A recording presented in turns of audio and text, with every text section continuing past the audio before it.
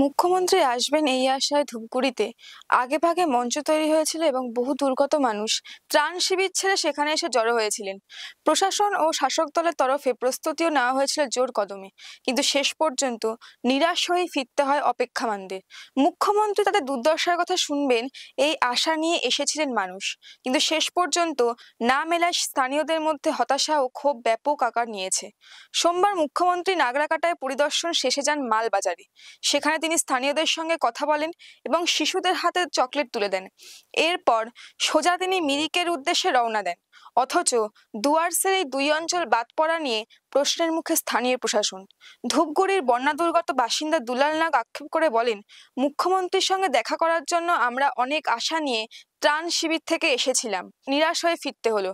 আমাদের দুর্দশার কথা জানাবো ভেবেছিলাম, কিন্তু সে সুযোগও পেলাম না।